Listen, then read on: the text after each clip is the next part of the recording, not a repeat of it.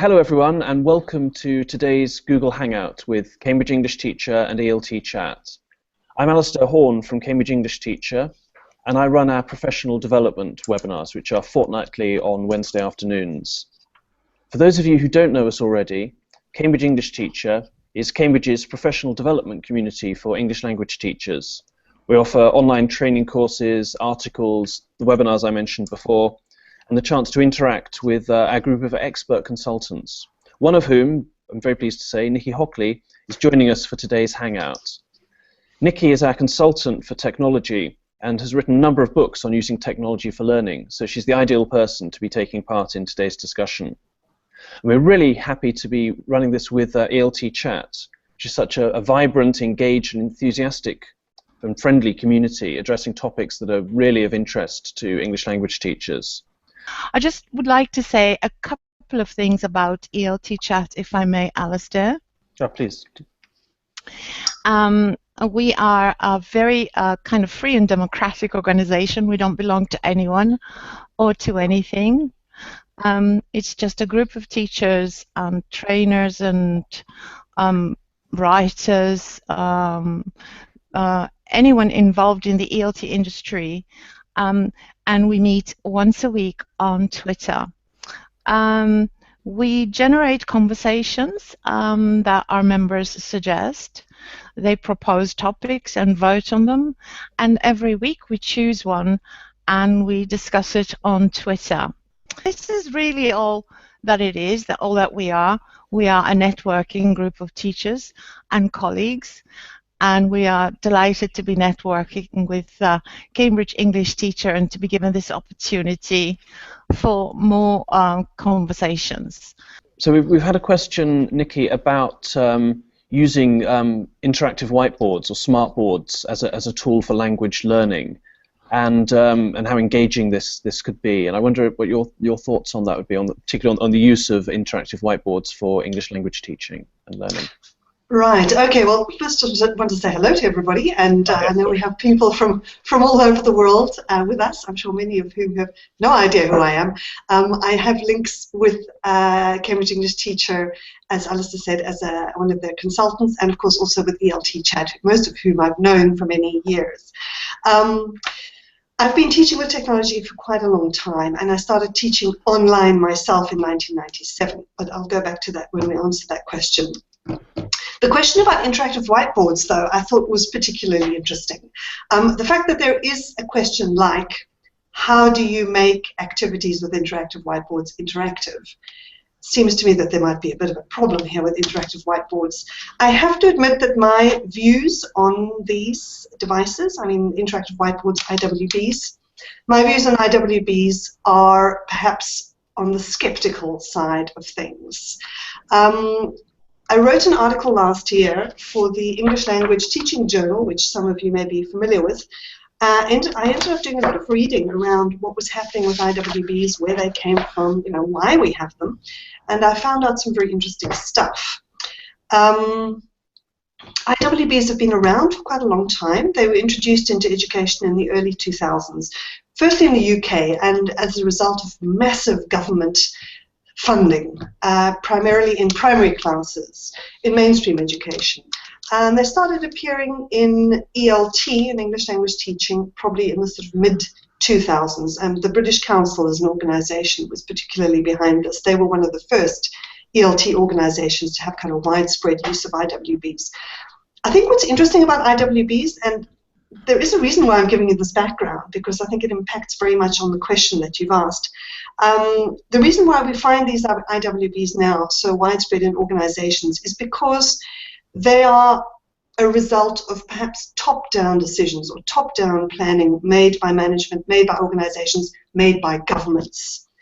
I think it's very seldom that students or even teachers are asking for IWBs. Certainly in the early days, this was not the case. In fact, teachers tended to be very reticent and to feel a little bit worried about them. This has impacted really on how we still feel about IWBs today, and hence the question, how can I make IWBs interactive?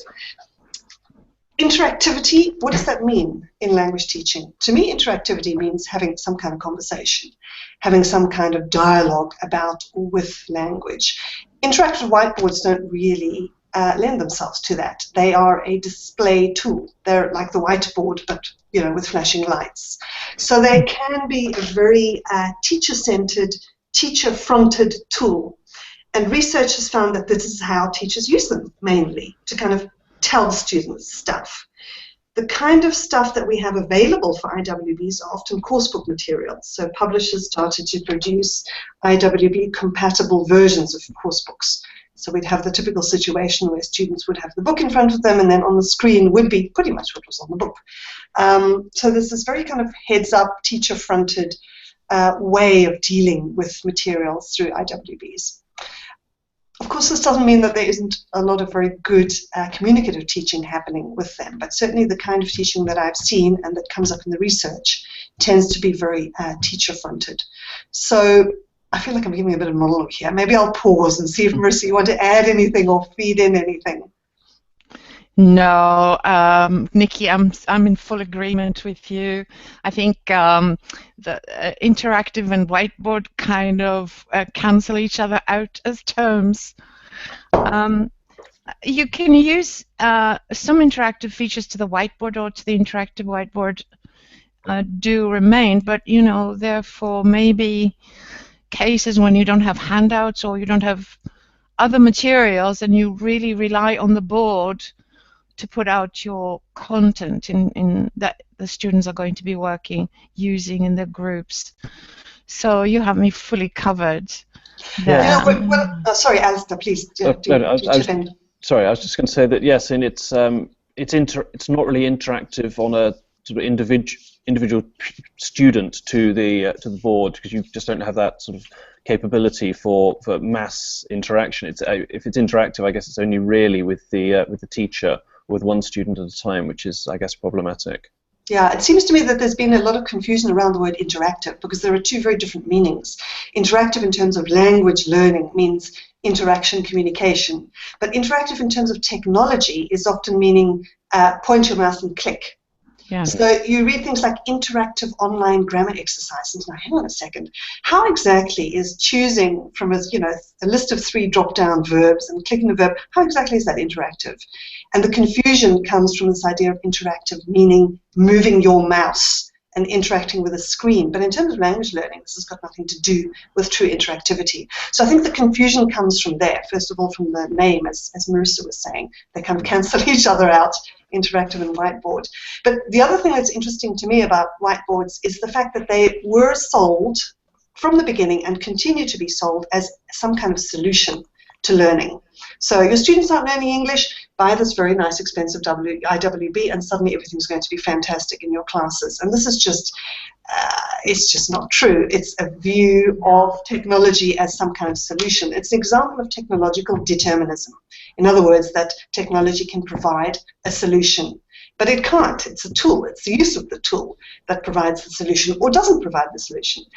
And what's interesting about the research into IWBs is that there is no research that indicates that the use of IWBs in the classroom enhances or improves learning outcomes. There's no evidence for that.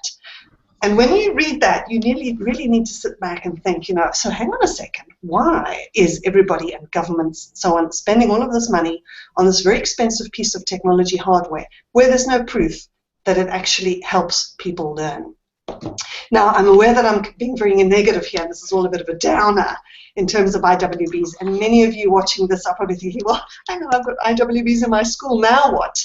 I think the reality at this point is that we have schools who have IWBs, and we have schools who are still considering investing in IWBs. My advice to the schools considering investing would be, think again.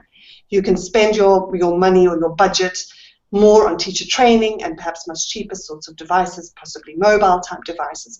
Spend it there, but particularly on your teachers. But the teachers who do have IWBs in the classroom, and this is a reality, where to go from here? Of course they can be used effectively. There's lots of good stuff that you can do with IWBs, just to go back to the original question. One thing would be, for example, bringing in stuff from the outside. So of course your IWB needs to be connected up to the internet. So you can bring in videos, you can bring in images, whatever it might be. And probably more importantly is this idea of using IWBs as a kind of a digital hub, whereby students are sharing things via the IWB that they've produced. If you have your internet connection, there's no problem with that. Students have created some sort of little project, or they've taken some photos with their mobile devices as part of a task. They can instantly be beamed up on the board for the group. So then we get past this kind of whole interactive drag and drop, click the verb type use, which I think is probably the least interesting, and certainly longer term is not going to keep students engaged. I'll just pause there again. Anybody wants to say anything? Nicky, that was a great answer. I think I really like the fact that you mentioned the two different meanings of interactive, and perhaps the question has to do with the point and click functions. But it is a huge investment, and I liked your think again. Maybe the publishers have perhaps generated all this desire because they have produced material that is, you know, that teachers can project. Yes,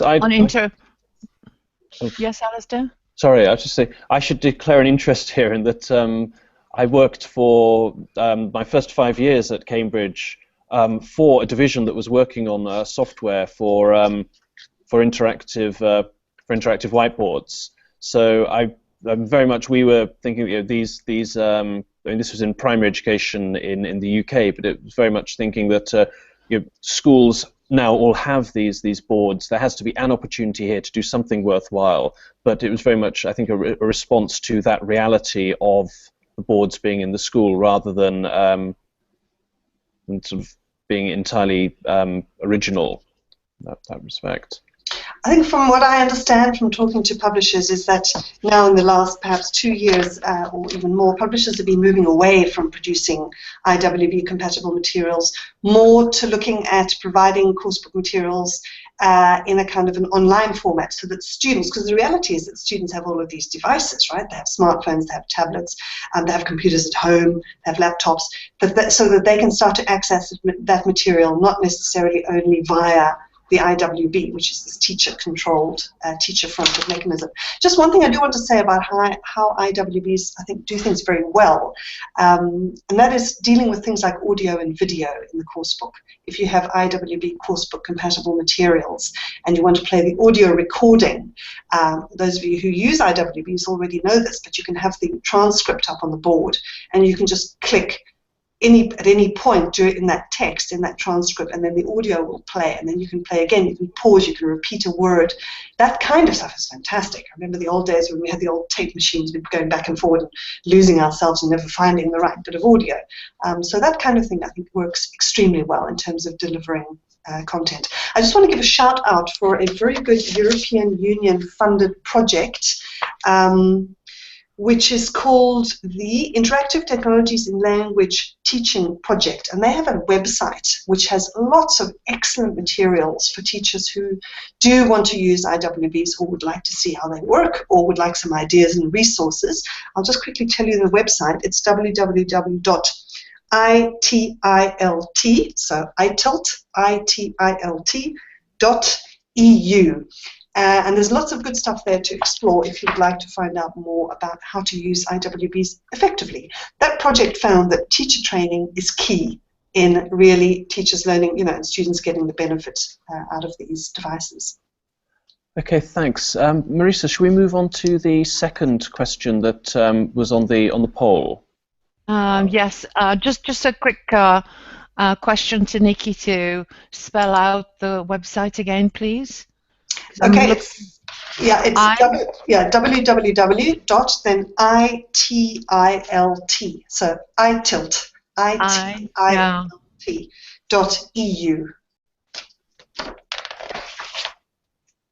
Okay, thanks. Perfect. Thank you very much. Great. So Marisa, could you read out the second question, please? Well, the second question has to do generally with good practices. Hang on a minute, let me look at it on another There's too many windows here open to deal with the handout. Yeah, we're the second one, neck to neck now. Actually, it's gone first now. Best practices for online classrooms. So this is a very general question. Obviously, you understand, Nicky, and you cannot, for example, narrate your very nice book on online teaching, teaching online. Yes, it's okay. all here. Yeah, my percentage to the profits later, please. You know. We have made an agreement. So you can't kind of tell everybody about your coursebook in 2 sentences. Perhaps we could start from the second part of the question, tips for engaging students, because I think a lot of, we've had chats like that in the past on ELT Chat. A lot of teachers realize that the online learning environment is very dangerous. It can turn teachers into lecturers. So how can we engage students, and how can we make sure that they are engaged? Perhaps you could give us a few ideas about that. Yeah, I think that's a good question. And again, it's interesting that it's a question that many people ask, because if it's one that's coming up, it's suggesting that students aren't engaged. I think the first thing, my top sort of priority, really, more than a tip, would be course design. If your students are not engaged, what is it about the course design that's not engaging them? And we perhaps go back to this thing about interactive we were talking about before. So if your course is an English language course, let's say, and it's full of grammar, drag and drop activities and, you know, drop down menus, that's fine for, you know, 10 minutes. But if that is the entire course, students are soon going to be getting very bored. And you're not really designing for engagement. You're also not designing for interactivity, but I think we've explored that. So I think it's a big question. The biggest overarching issue, I suppose, is this idea of course design. It would mean a variety of task types. It would mean if your students really are going to learn English and it's online, then there has to be interactivity. And I don't mean clicking, I mean conversation. The other kind of key area to think about is how much of your course online is going to be synchronous, which means in real time, like this conversation we're having is happening in real time, and how much of it is going to be asynchronous, so out of real time, which might be like via email or forum discussions or grammar exercises if you want to have some of those. So there are those two sides, if you like, synchronous and asynchronous, and what is your balance going to be? So sometimes people say to me, so what's the best design for an online course? What's best? And there is no best, of course, because it depends on your course aims. So your course design has to come from your course aims. Let's take an example. Let's say that my online course is about teaching students to write good essays for the IELTS exam. Okay, obviously I don't need to spend a lot of time on pronunciation, right? Because the aim of the course is writing. But I want to make sure the students get plenty of writing practice in a variety of ways and in a variety of engaging task types.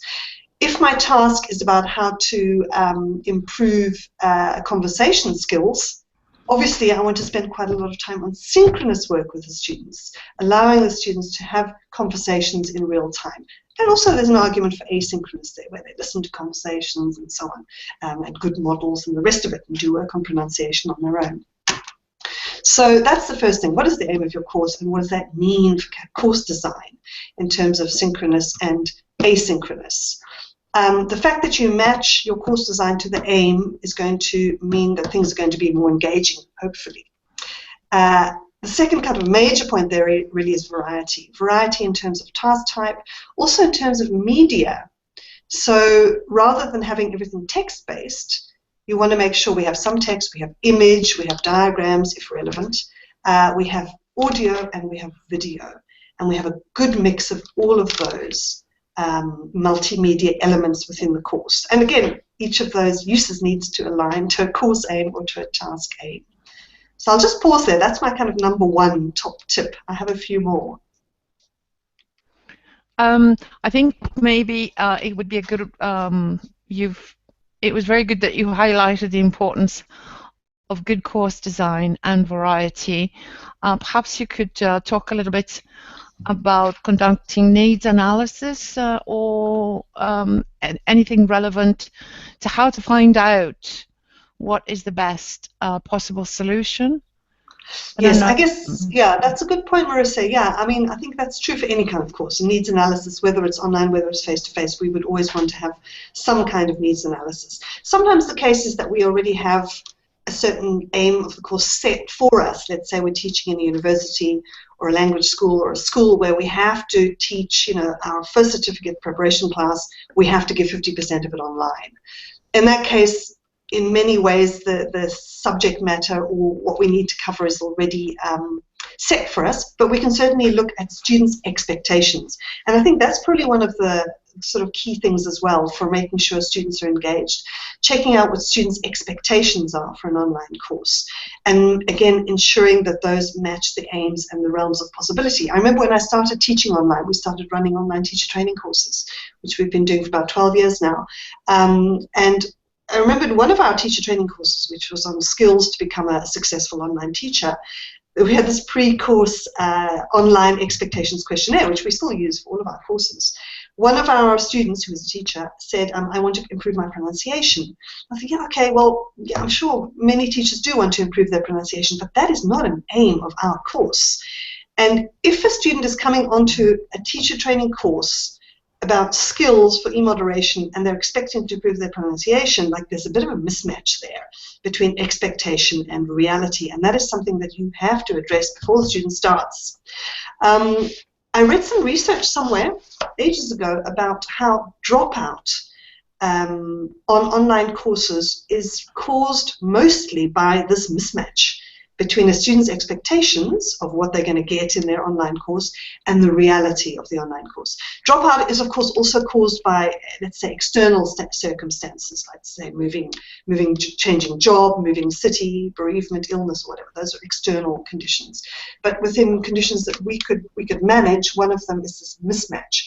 So definitely, I mean, Marissa's point there, this kind of needs analysis, or this expectations thing needs to take place right before the course starts, I think. Thanks for that, Marissa. Thank you, Nicky. And there are some related questions to this, and they kind of touch upon what you've already mentioned, synchronous and asynchronous learning management systems. So some people, I don't know, that there's a little bit of a discussion on Twitter. It's just reporting what you're saying.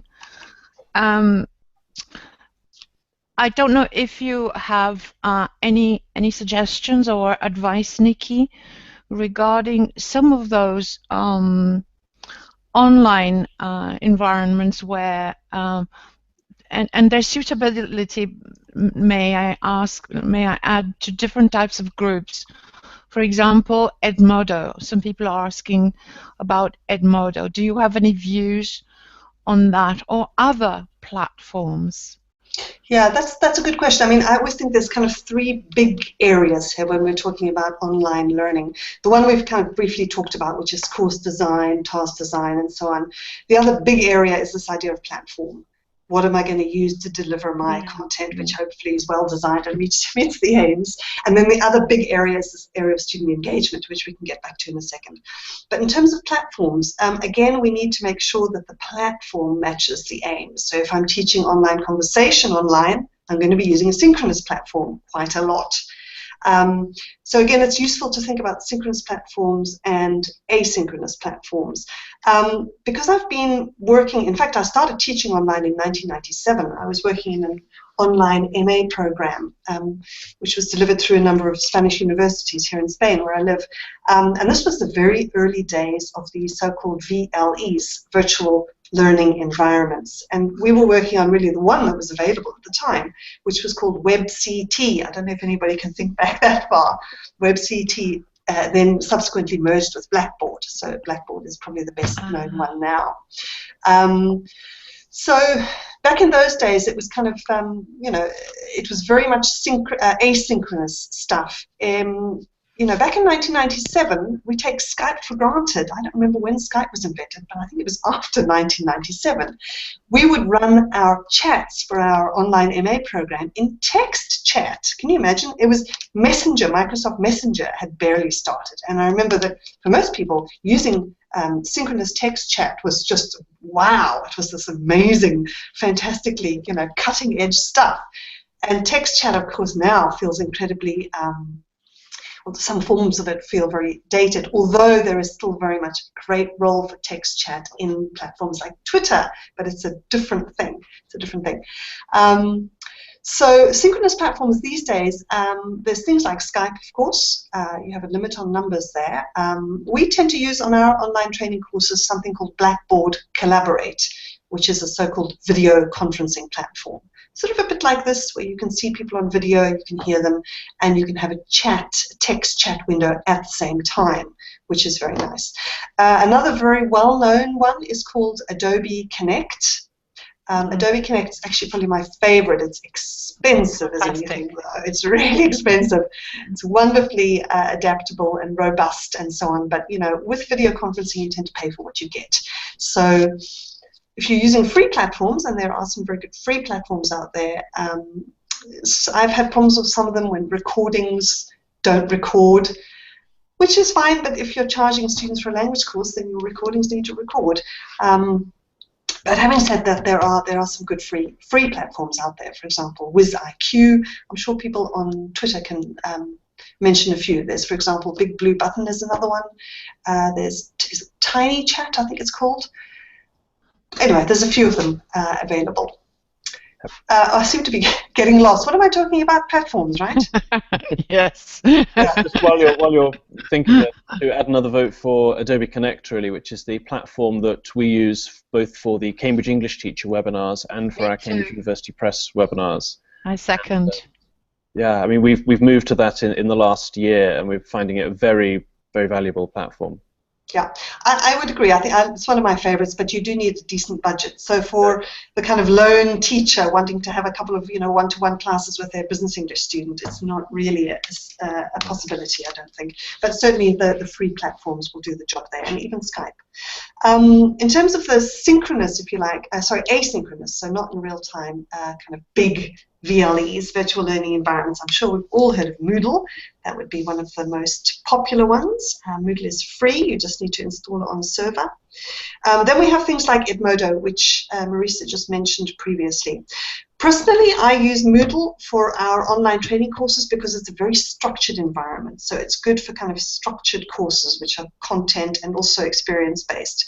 Edmodo, I actually use in face-to-face teacher training courses. I use it as a repository for stuff that we've done during class, and we also use it as a communication channel within the face-to-face classroom. So if students, if my students who are usually teachers, if they've produced, let's say, a piece of a digital artifact, let's say, something, a little recording, they can then just provide a link to their recording in our Edmodo platform, and it's very easily and quickly shared. So that's how I find that it works quite well. But I know teachers also use it as a VLE. It's got more of a kind of a Facebooky feel to it, and I think it's called Facebook for Educators. Yeah. What I find problematic with Edmodo for very structured courses is that you lose stuff because it has this Facebook interface where the latest stuff that people post is at the top of the page. It's very difficult to archive and to find things again in a very clear way. So I've found it better, personally speaking, for this sort of repository communication type use within face-to-face training. I'll pause there again, Marisa, if you want to add something. Yeah, no worries. I find I'll agree with Alistair and you as well. I think the best platform is Adobe Connect Pro, and this is what we have been using as well with our online courses, particularly Delta, where we do quite a lot of synchronous training. But we also use Wigio, which is another great platform. I learned this one from Nick Peachy. This is a fantastic platform. It's I think I call it an Edmodo for grown-ups. It's a little bit more subdued in terms of color, and it doesn't have the little badges and things that some adults, but you know, it's not a big deal anyway. It's really good, and it's got some great features. It's got live chat. It's got an online conference, which could be your plan B if your system collapses in some way, and that perhaps is another good topic to talk about, your plan B in case your technology fails. Yes, absolutely. I mean, in terms of synchronous platforms, yeah, there's always Skype to fall back on, Yeah. or another one of the free platforms for sure. But maybe one thing that we keep skirting around and I keep meaning to address is the original question, which was how to engage students online.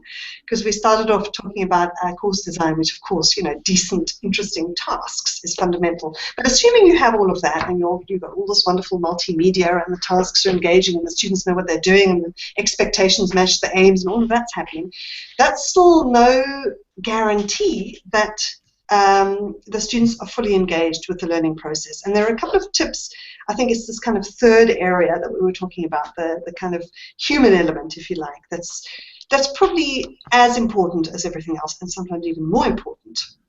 I think in our book, Lindsay and my book, we mention it as liveware. So we have hardware, we have software, and we have liveware.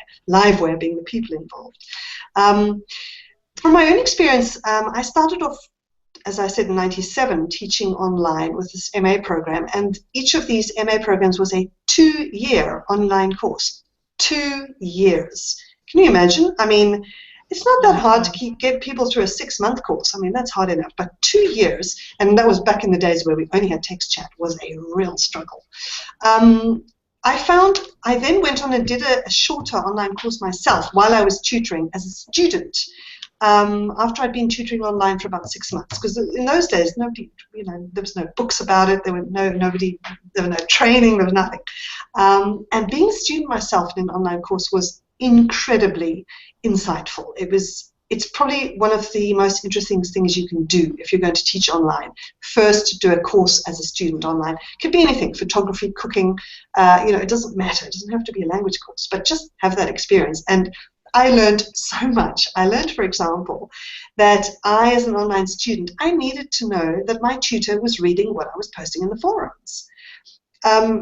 Writing something and posting it and then just having this deafening silence, there's nothing more demotivating than that. Some platforms you can actually see, it'll say 3 views or 2 views and so on, which is nice, but it's also nice for your tutor just to say, oh, yes, okay, that's an interesting point, Nicky, and I found that I desperately needed praise from my online tutor. I mean, this is me, an adult. I was in my 40s. I reckon fairly well qualified, but I still needed that little kind of pat on the back. And that kind of thing where the teacher gives you a smile in the face-to-face classroom, you have got to make overt online. This sounds obvious, but when you're at the receiving end and you're not getting it, that's when you really notice it. So this idea of teacher, perhaps I think it's called in the literature teacher presence or social presence, so that your online tutor is very much there, that if you post something to a forum, your tutor responds quickly, right? So within, I say, 12 hours, absolute maximum, and says not necessarily, huge thousands of words, but at least responds to what you're saying. And this is particularly important at the beginning of your online course. Students will often expect just feedback from their tutors at the beginning, but if you are developing tasks where students need to work together in pairs and small groups and so on, they will start to handle that interaction among themselves. So what we find in our online courses is that in the beginning, we tend to have a very high ratio of tutor to student, in my case teachers, our students are teachers, student to teacher ratio of responses, which would be almost 1-to-1 in the first week. 1-to-1, extremely high. It would move down to 1-to-2 after a week or 2 weeks, and then by the end of the courses, it's much, much, much lower because the group is responding to each other and there's much more of a feeling of autonomy, which you've kind of developed through the tasks. It's not something that happens, as a miracle. So that's one thing. I think tutor presence or teacher presence or social presence is absolutely key. It's there because the tutor is responding in a timely manner, and it's also there because you have designed socializing tasks so that the group gels and they find out about each other and they start to communicate together. So that would be my number one sort of tip to answer that question about engagement. My number 2 tip would be also having private communication channels with the students, so that if they are worried about something or if they're demotivated, you find out about it. Often students won't want to post to a public forum saying, hey, look, I don't understand a thing about the present perfect, and I'm going to drop out of this course. If there's a channel whereby they can contact you and in their first language if necessary, you can address those issues before they become even bigger. And again, this is something that happened to us on one of our online courses where we had, it was a teacher training group, and the teachers who were the students were incredible high flyers. They all had MAs, a couple had PhDs. They were a scary, scary bunch. Scary to me and to my co-tutor.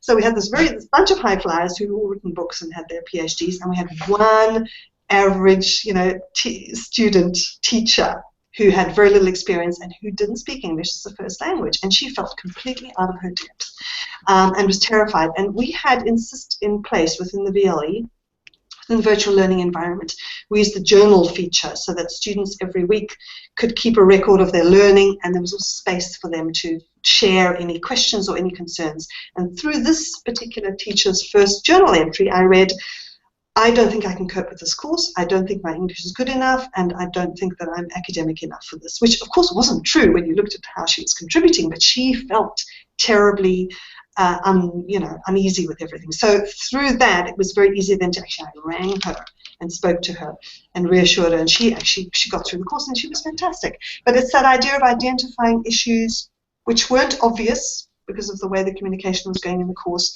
before they become a very big problem. I'll pause there again. Okay. Marisa? Thanks. Actually, can I just pop in there, unless you've got anything particular on that, Marisa, because we've had a lot of questions have come in from the in the chat attached to this Hangout. So I wondered if we could possibly address some of those. Quick fire, if that's okay. So got a question from Claudia Witter, who asks if there's a particular platform you'd recommend for a reduced number of students. Yeah, again, I often find it difficult to say the best is this, because it depends on what you're trying to do. It depends on your students, it depends on their access, it depends on who they are and what they want. If it's a group of teenagers getting some extra out of class language practice, how about a Facebook group? So that might work for you in that context, but it wouldn't work for me in my context. There's no right answer here. I would say a kind of full-on VLE, something like Moodle or Blackboard, or one of those virtual learning environments that has all the whistles and all the bells and so on. That's fine for a very structured, content-based course. If it's for something that's extra out of class and it's just to do a little bit of out of class practice, then you want to use something simpler and something that students maybe are already familiar with, like Twitter or Facebook. And I think this is why something like ELT Chat works so well, because they're using a platform that people already use, and it fulfills its function through the technology extremely well. But you wouldn't want to run a PhD program through Twitter, right? The two things just don't quite match up. You might have the extra communication channel. Well, actually, now think about it. Let's think about it. I think what you said is great, that use a variety of platforms, but it's also a variety of socially kind of cohesion building platforms, because learning online can be quite a lonely business, isn't it? Absolutely, yeah. So Facebook groups can be quite useful, and particularly if they're not fully latched onto the course, so people can vent, talk to each other and say what they're worried about. Whereas in a Moodle, it's more of a structured environment, as you said, Nicky. Yeah, I mean, I used Facebook myself with a group, in fact, of adults. The youngest was probably sort of early 20s, up to, it was a group of students where we had university students age and unemployed, because I work in Spain, so unfortunately that's a rather large demographic between the age of 18 and 25 at the moment. In Greece as well. Yeah, so it was a class that was at 11 o'clock in the morning, so of course students that you got weren't in full-time employment, but students and young unemployed, and we had retired people. in this group. It's amazing, nothing in between. And we ended up using Facebook out of class for homework. And it worked extremely well with that particular group, including the 3 who were much older and retired, because they were interested in learning about it.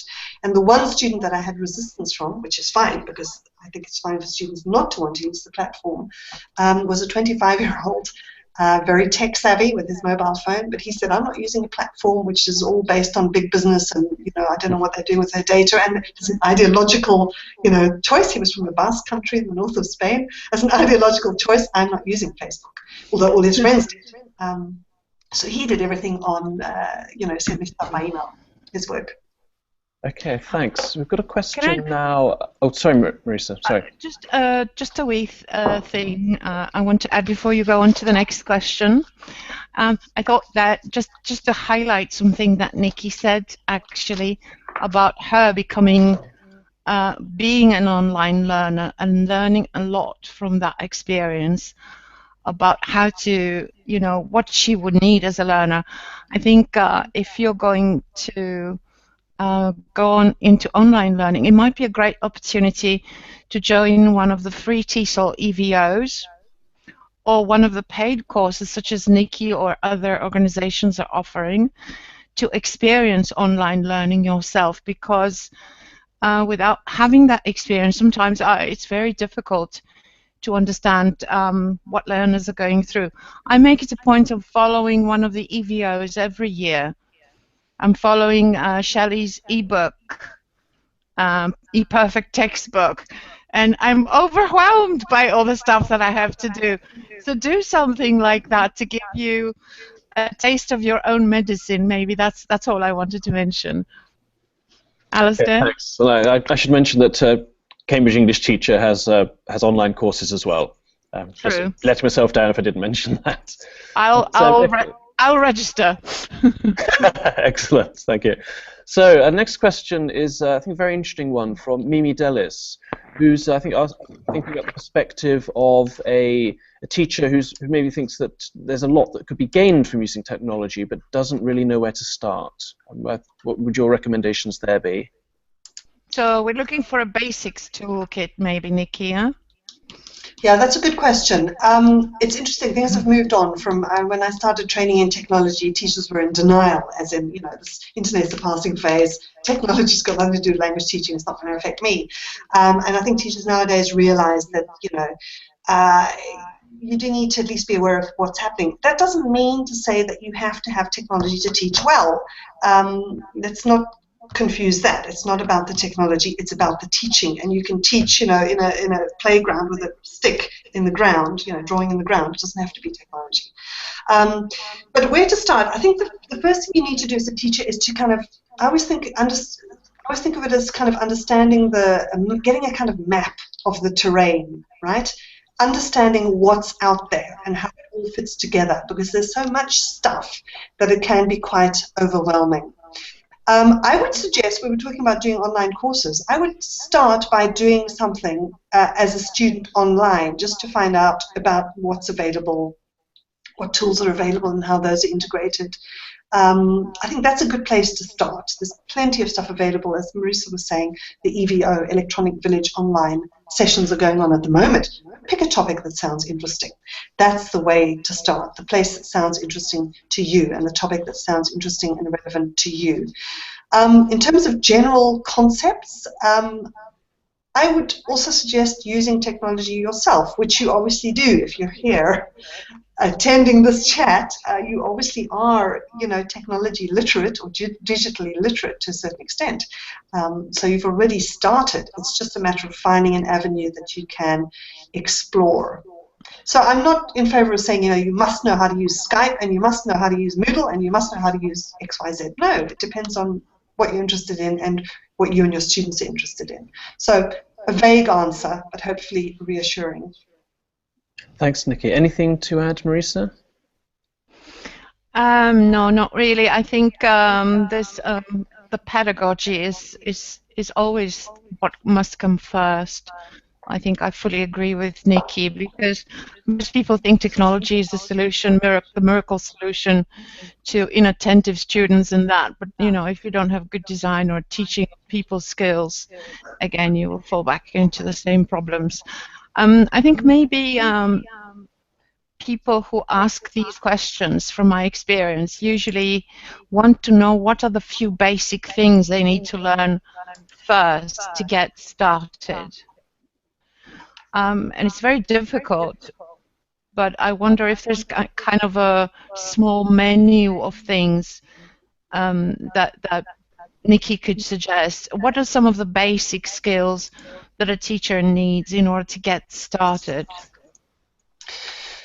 Yeah, I mean, again, I think it depends on what you want. Maybe if what your concern as a teacher is to learn how to create worksheets, for example, that look nice for your students to print out, then you would want to learn basics of Word. You would want to know how to create tables in Word or word processing program, whichever one it might be, how to insert images, how to create hyperlinks. So we've got two areas of different skills, I think, that we need as teachers to be digitally literate. One is this kind of, if we want to call them technical skills, for want of a better word, so knowing how to, plug in my headphones into the right jacks on my computer, and then if it's not working, to know that all I need to do is restart my computer. So those are kind of basic technical skills. We would need some of those in place. But then in terms of the tools and things to use with your students, I would suggest seeing what your students are interested in. If you are, as a teacher, you use Facebook in your normal life, if you do, why don't you start with that one with your students? It's a technology that you already use and that you're familiar with. I think if we're going to use technology with our students, we need to at least be vaguely comfortable with it in the first place, just so that we can see what the pedagogical application of it could be. Yeah, because that's what we're good at. That's the difficult part, I think, of being a teacher. That the teaching and the pedagogy is much more difficult than technology. Anybody can learn how to upload a photo to a Facebook page. Anybody can learn how to set up a Twitter account. But how to use that well for your students, that's another question. So I would say, as a teacher, choose the area you're interested in, take a technology that you're familiar with, might be your mobile phone that you're stuck to. Think about how you can start to integrate this into your classes. Sorry, Marisa, I can't be any more precise than that. No worries. I know it's a very difficult question to answer in any satisfactory way. But, perhaps the only thing that I would suggest is experiment a little.